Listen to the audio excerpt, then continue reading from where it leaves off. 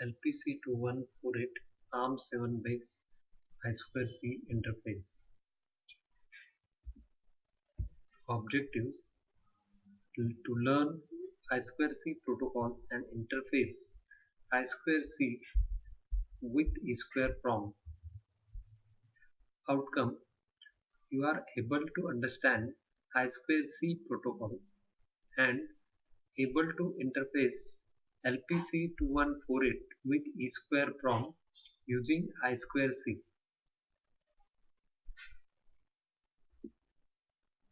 What is I2C?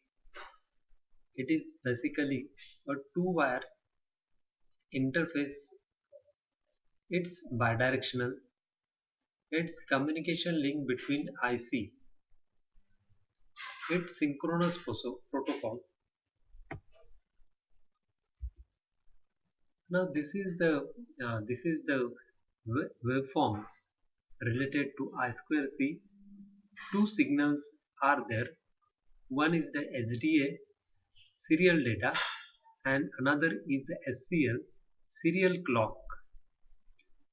So the first address is sent, then the data will be either transmitted or received, and last is the stop condition. So it is indicated, same thing is indicated by the diagram. In between, the acknowledgement signal is also coming. It is from slave to master. Here slave to master. So see that by indicating this, this is the start condition is shown by the arrow. This is the address that is generated. The next is the condition, that is the acknowledgement.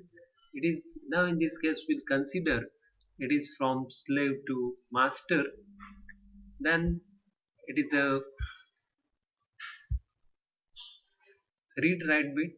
So whether you want to read the data or you want to write the data, that is decided by this bit. Then this is the stop condition. So this is the stop condition, and the stop conditions also it is mentioned that how the stop condition will be created. So it is from 0 to 1 and the clock equal to 1. So the data transfer using the read write bit. We'll take example of the EEPROM. So data is transferred from master to slave. So this is the write operation, and from data is transferred from EEPROM to controller. This is the operation, read operation. So it is a slave to master operation.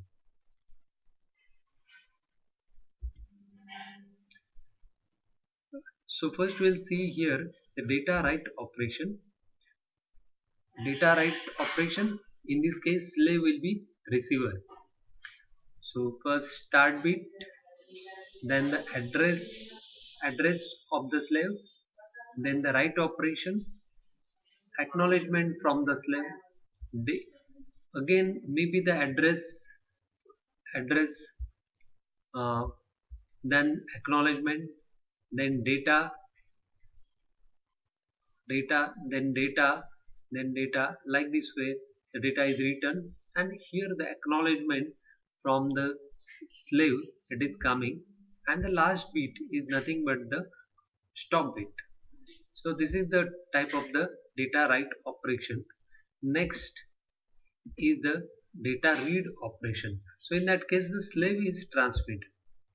So see that the first start, it is a slave address, then one read operation, acknowledgement from slave, data is coming, acknowledgement from the master, data is coming from slave, acknowledgement from the master, data is coming, like this way, and last is not acknowledgement bit, and here is a stop bit.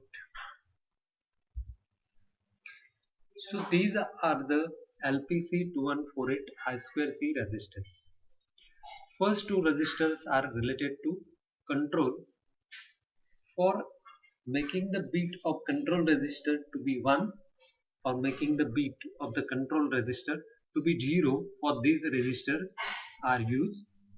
Then there is a status register, then there is a data register, then there is a SCH duty cycle register of half word, high half word. Again the SCL, it is a duty cycle register of low half word. Okay, so these registers, last register, are used for adjusting the clock of the data. So I2C0 is a control set register.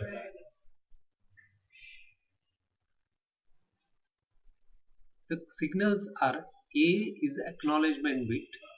Writing 1 on this bit will cause acknowledgement. SI is the interrupt flag of I2C. Low period of serial clock on the SCL line will stretch by using this. STO is the stop flag. To make the setting this bit causes I2's interface to transmit a stop condition. STA is a start flag. Setting this bit causes I2C interface to enter master mode and transmit a start condition. I2 enable, I2C interface enable. When I2C enable is 1, then I2C interface is enable. Now this is the example of the concept register, how by using programming you can make these bits 1. So this is the example for this. So see that the first condition, if you want to set the I2C enable bit, then you have to shift 1 6 times left, and then ORing with the register, you will get that particular bit will be set. Other bit will not get disturbed. Similar way, there are the I2C control clear registers are there. Writing 1 to these bits will clear these particular bits. The meaning of these bits is same as we have discussed previously for set register, I2C control set register. Now there is a third register is related to data register. To transmit the data, or for that purpose, this register is to we have to write the content into this register, and if you want to read the data, received that data, the content we have to read it. Then there are the I2C address register. So 7 bits are used for the address purpose, and 1 bit GC, it is a general call enable bit, is used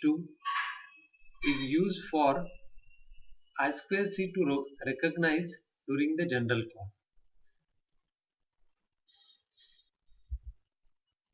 Then there is a duty cycle registers. Simple formula is there, that is the I2C bit frequency equal to peak clock divided by duty cycle higher register plus duty cycle lower register. So the problem is given that if the peak clock equal to 15 megahertz and I2C clock you want as 100 kilohertz, require 100 kilohertz, then it can be calculated in this manner. So 15 megahertz divided by 100 kilohertz is 150. Now if you want the higher period and the lower period of the same quantity, same amount, or the same time period if you want, then this 150 is divided by 2 and it will become the 75. So both the resistors, that will become the 75 75, and you will get the clock I2C clock as a 100 kilohertz. Then there are the I2C status register. Out of that, 25 states of the I2C are the useful, and uh, when any of these states are entered, then the SI bit will be set. Then based on the states, we have to take the decision which states is coming, and based on that we can take the decision. Then there is a E square PROM. uh, it is a non-volatile memory. Basically it is stores small amount of data, and application is calibration and table or device configuration. So basically a typical example of 24C256 E square PROM, its capacity is 256 kilobits, 4 devices can be interfaced, its power consumption is low, and it is low voltage operated. It can operate on 2.7 volt also. This is the pinout diagram for E square PROM. Basically the important pins are A0, A1. So this is used for the interfacing. A0, A1 and the ground pin are used for the uh, ground pin. These ground pins are the grounded. So this is the typical diagram of interfacing with microcontroller. Uh, so see that the SDA and SCL line are interfaced with the square PROM, and write protect address lines, these are get grounded.